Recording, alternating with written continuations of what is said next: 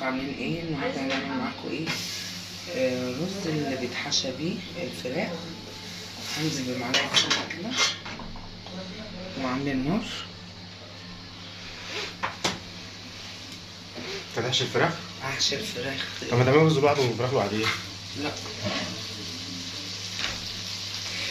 دلوقتي انا انا مقطعه هنا بصلتين، بصله كبيره يا ربي، قرنين فلفل، طماطمايه واحده، معايا كبد وقوانص متبلاها. هنزل كده بالبصل الاول،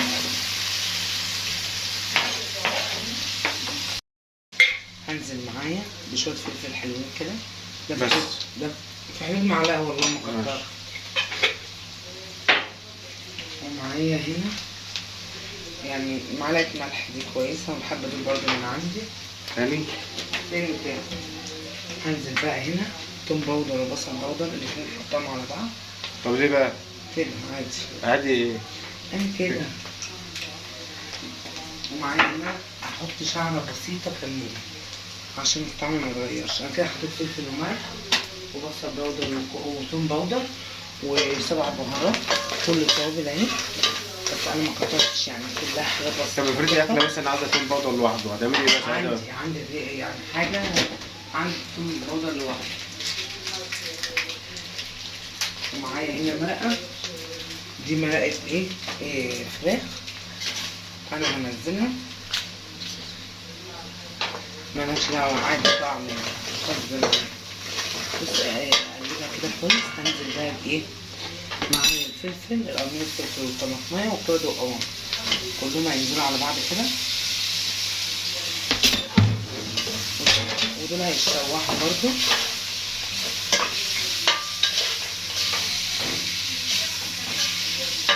عشان هنزل عليهم بالرز. انا حاطه شويه. بصي انا جبت الرز البسمتي ده ومطلعش فيه يعني بسمتي، نوع متغير. كان عندي حبه وحطيت عليهم شويه رز عندي. ده على ده. اول ما ده احس انه بيتشوح كده هنزل عليه بالرز عشان يتشوح مع بعض. بدات تتشوح اهي، هنزل عليها ده الرز اللي انا قلت عليها زي الشوح معاه. انا مصفياهم رز بلدي على رز بسمتي. هما بيقولوا بسمتي بس هو ده مش بسمتي يعني، هما بيحكوا عنه بسمتي درجات. دي درجات دي رديئة. بس بقى كله انا عايزاه يتشوح مع بعض عشان ده كله ان انا هتبقى اللي هحشي فيه الفراخ. المرة دي انا مش هسلق الفراخ، انا هعملها بطريقة تانية زي المشوية بالظبط. انا هسيبهم بقى يتشوحوا مع بعض كده، ياخدوا لون بس كده، وبعدين اعمل وبعدين هسيبه يبقى فيه تكه كده، وبعدين اعمل بصل باودر وتوم باودر وسبع بهارات. نزلنا عليهم بالفراخ اهو، عشان ده مش بحط عليه بصل عادي. الفراخ احط حبه من قلبها كده. معايا ملح، الملح انا برضو مش هكتر، حطيت حبه حلوين اهو معلقتين، والحب دول من جوه برضو. هنزل بقى بشويه فلفل حلوين اهو، يعتبر دول معلقه كويسه يعني كبيره. ماشي. هنزل هنا بسبع بهارات بس كده. هتبلها بقى من جوه ومن بره، عشان دي انا مش دي هدخلها الفرن. وهحط شويه زيت صغيرين كده على وش الفرخه، بس صغير عشان اعرف ادعكها، عشان دي معجون الفراخ. بص ادعك الجلد كده، ادعكها من تحت الجلد عشان الصدر ده هقطعه. هو كده اهو خلاص عشان ما يتحرقش. لونه ميه بقى. لونه ميه. ثواني بس هزود سنه بسيطه كده بس مش كتير قوي، بس انا مش عايزه اكتر من كده. بس كده اهو، عشان انا عايزاه يبقى تكه بسيطه. بس هوطي عليه النار، اعلق اول لغايه ما ياخد غلوه. احط الرز ده عشان يستوي. ادعكها كده من تحت الجلد، ومعايا سكينه. بصوا الصدر ده انا عامله كده بصوا فتحات كده عشان الفرخة دي اللهم صل على النبي 2 كيلو 300. يعني انا بفتح له الصدر كده عشان ايه؟ التوابل تخش جوه، عشان دي انا هسويها في الفرن. بص عملت الصدر باين. شكله حلو. والتانية نفس النوع. هفتحها برضو كده. انا غسل الفراخ دي غسل جامد، وتعتبر انا منضفاها، وكنت حطاها بقى ايه ركناها، وحطيت عليها دلوقتي التوابل اللي انا قايله لكم عليها عشان انا كده نعتبر شبحتها خالص من التتبيله. هي كده واقفه على ايه بقى؟ على ان انا احط لها احشيها واقفلها وادخلها الفرن. مش هتركن في التلاجة ساعة ولا حاجة؟ لا. أو تشرب التتبيلة؟ لا. هنا بدأ يستوي اهو. بس ده واحط شويه كاري عشان يبقى لونه حلو. حبه صغيرين مش هكتر، حبه بس صغيرين كده عشان ايه يبقى لونه حلو. بص حبه دول بس مش اكتر. وهنزل واقلبها بقى كويس. اللون هيبقى حلو معايا. هتدي سنه بس صفرا كده، مش هتبقى اكتر من كده. واحط عليها ليمونه مجففه. انا كان يعني التتبيله اللي كانت عندي ليمون مجفف اهي، ليمونه مجففه وشهرة بسيطة من التوابل دي بتاعت الكبسة. الليمونة دي المجففة دي بتديها طعم حلو. بص انا ما تعرفوش ريحة الرز هو بس كده ني كده ريحته عاملة ازاي. انا هسيبه بقى دقيقتين انه يستوي. وهنا الفراخ اهي، دي الفراخ اهي اللي انا بسويها المسلوقة عشان دي هعملها لسان عصفور. كده الرز خلاص فيه تكه اهي، انا عايزاه كده مش عايزاه مستوي قوي. بس كده هاخد منه حبه بحبه في عشان اعرف احشي.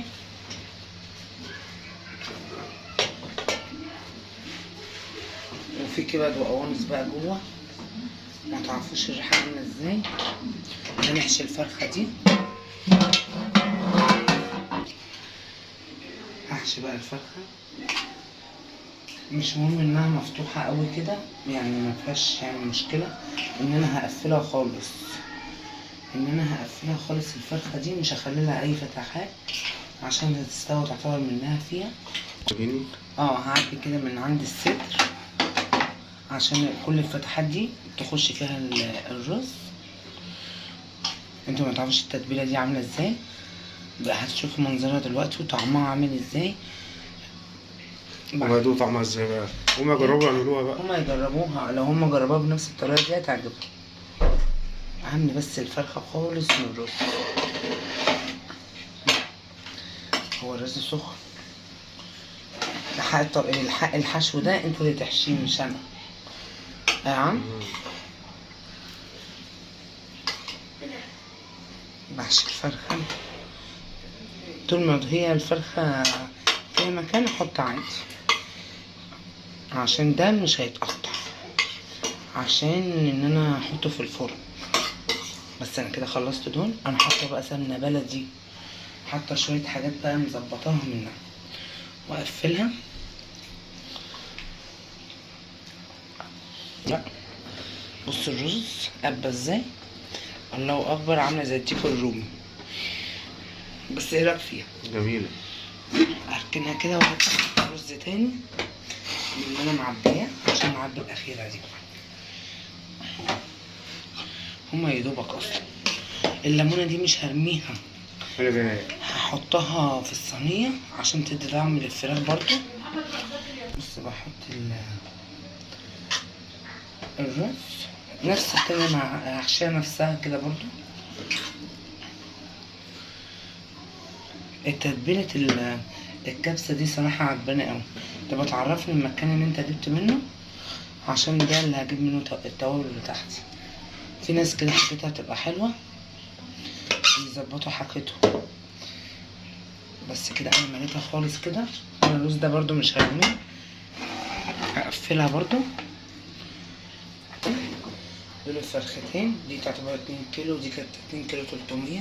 دي بقية التوابل اللي انا كنت متبله بيها الفراخ، هحطها هنا في الصوص هنا كله، وهسقي بيها الفراخ من فوق كده بس، وهدخلها الفرن بقى تستوي. بصوا انا كده دخلتها الفرن اهو تستوي بقى براحتها. انا مش هحط عليها اي حاجه، ان انا اكتر ما انا هوطي واسيبها تستوي من الميه فيها، بس لما الميه تغلي اللي فيه ولا فوق وتحت صح؟ اه. الليمونه دي هرميها كده في الميه تديها طعم. هقفل بقى بس. بالمكرونه انا كنت غاليه الميه وحاطه شويه ملح.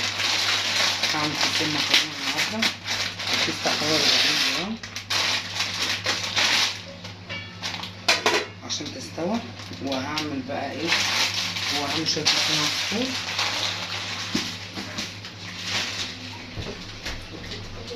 كده استوت اهي. هفضيهم دول في طبق عشان هحطهم يتحمروا. ممكن انا احمرهم في الفرن وممكن احمرهم في الطاسه عادي، بس انا بفكر في الطاسه عشان انا حاطه في الفرن بقى الايه، الفراخ اللي انا حاشيها هي لسه ما استوتش. بصوا اهي لندة الفرن عندي بايظه اهي، بصوا عامله ازاي ما شاء الله جميله. هتستوى بقى او موطيه عليها عشان تستوى براحتها. بص انا حطيت نقطه زيت بسيطه عشان اخفي اللحمه بكون منع عليها الزيت والمقليات. حطيت بس نقطه بسيطه كده عشان احمر ايه الشعريه لسان عصفور صح. يا رب لو عجبكم فيديو النهارده تعملوا لايك واشتراك عشان يوصلكوا كل جديد على قناه يوميات بيت العيله. عامل كل النهارده مكانش معايا النهارده، بس جاب لي الاكل وهو جاي من الشغل، جاب لي شويه حاجات، جاب لي مطربان صلصه فجاه. بكام ده يا عم؟ 46 جنيه حاجه، الاسعار غاليه قوي. ده بيقعد معايا فتره طويله.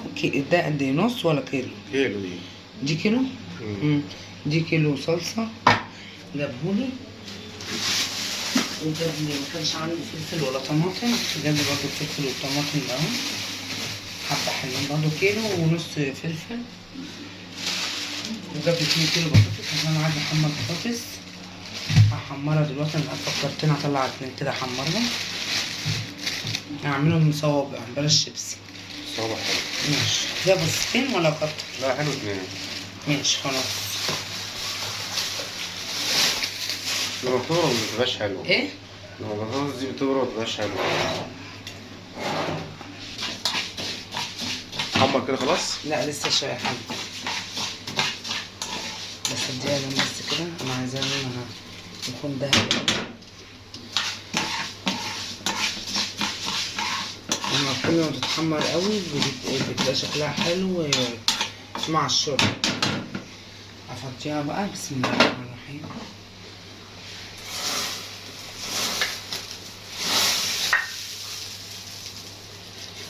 كده فضيتها. فنان. المكرونه سايبه فيها تكه بسيطه كده، انا عايزاها كده عشان لسه هخليها تشرب من الصلصه. هفضيها بقى، اوعى كده ما افتح الميه عشان في نفس الحله دي بقى اللي هعمل فيها الصلصه. بس هسيبها تبرد شويه، بس انا مش عايزاها تبرد قوي، هسيبها تتصفى. اوطي بقى على الشوربه خالص تستوي براحتها. هعمل هنا البطاطس المحمره، هتقطع البطاطس كلها. العيال بيحبوها رفيعه، مش متضخمهاش قوي عشان عايزاها رفيعه، عشان يعني تتحمر بسرعه وتبقى مقرمشه. فكرني بس احط عليها التوابل الجاهزه اللي انا جايبينها دي، التوابل الكباب والجبنه. انا جايبه علبه جبنه كده، توابل جميله قوي. الجبنه مش حلوه. لا طعمها حلو والله، اما بتحط الكباب على الجبنه هي عجبتني، اهو تغيير كمان عشان الاولاد كمان. انا اقطع بقى البطاطس دي كلها عشان لسه هعمل صلصة المكرونة. انا سايبه الزيت بتاع البطاطس بيقدح اهو. هعلق عليه عشان الزيت قدح خلاص. صراحة الصفاية دي حلوة اوي، عجبتني. حاجات بسيطة كده وبتلاقيها حلوة مش غالية كده. يعني انا مش اشتريناها حاجة رسالة كبيرة كانت ب10 جنيه. الصفاية دي هننزل بس حبة حبة عشان نخاف من الزيت. نعلي النار بقى. الطاسة كبيرة يعني بفضل اعمل عليها كمان البطاطساية التانية عشان كله يتحمر مع بعض. بس خلاص كده هعمل بقى البطاطساية التانية. هنزل بقى بالصلصة. انا بحب صلصة كتير في المكرونة. كفايه بقى، ده حطيت الكيلو، ما هتحط الكيلو صلصه كده. لا مش هحط كل صلصة. صراحه بحط كتير قوي بصراحه، خامات قوي. لا يا حبيبي خامات. احط بقى ماشي شوية كمون صغيرين، شوية فلفل،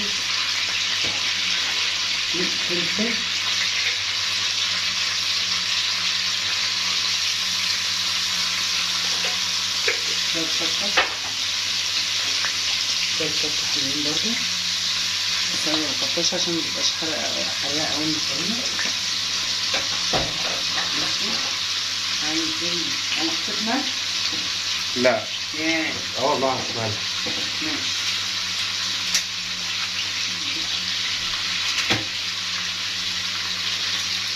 هنزل كمان بواحدة مرقة، ده طعم حلو برضه. أكيد وقعت مني بصص لي فيه. هعمل بصص لي في المرقة. هحط بقى معلقة ملح كمان. هحط حاجة سمنة بلدي،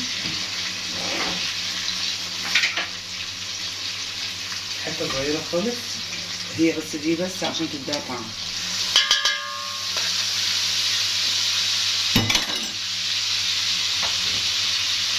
واقلب بقى كل اللي انا حطيته ده. واحط بقى شويه ميه حلوين، شويه ميه عليها مش كتير قوي، تعتبر دي بمقام كوبايه الا ربع ميه عشان الصلصه تتسبك كويس. واغطي عليه بالسبك كده. تعتبر كده خلصت. اول ما تلاقيها كده اتسبكت خالص هنزل عليها بقى بالمكرونه اللي انا شطفاها دي. انا بحب الصلصه كتير زي ما قايله لكم. واقلبها كلها. بسم الله الرحمن الرحيم. ايه رايكم فيها بقى؟ شايفين شكلها حلو ازاي؟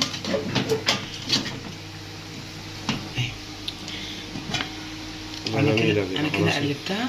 هسيبها بقى اوطي عليها شمعة انها كده تاخد بس تسخن شويه واطفي عليها تتشمع يعني. طب بقى ايه؟ طب شيل الرجول دي ليه؟ والله منظرها حلو. لا انا عامله لا كلهاش. انت مالك تاكلها ولا في غيرك بيحبها؟ هحطهم في طبق عشان المنظر حتى. حاجات اللي عايز بقى بيشرب. ده مكترة عشان اختي. حبة حلوين اهو.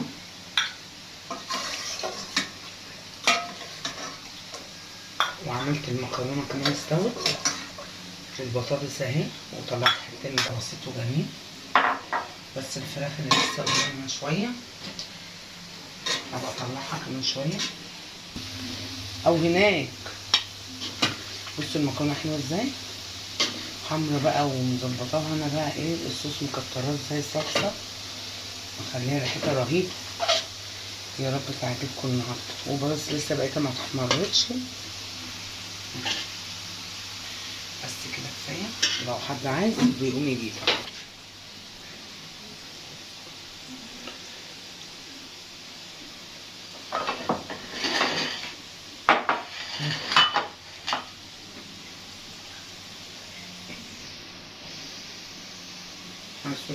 بالبطاطس باينه اهي. بصوا ما شاء الله عامله ازاي. انا نشفتها خالص واستوت من جوه.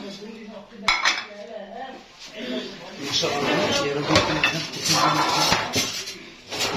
يا رب يكون عجبكم فيديو النهارده، ولو عجبكم اعملوا اشتراك في القناه وفعلوا الجرس عشان يوصلكوا كل جديد. الطريقه دي كانت جميله. انا بعتبر عن الفراخ دي انا جربتها لكم وهي في الشوربه وجربتها لكم وهي في الفرن. يا رب تعجبكم. بص كله استوى خلاص والرز استوى كده، استوت خلاص ما شاء الله عليها. بصوا الفراخ مستويه ازاي ما شاء الله. بصوا بص عامله ازاي. بص يا رب يكون عجبكم فيديو النهارده، ولو عجبكم اعملوا لايك واشتراك في القناه عشان يوصلكوا كل جديد.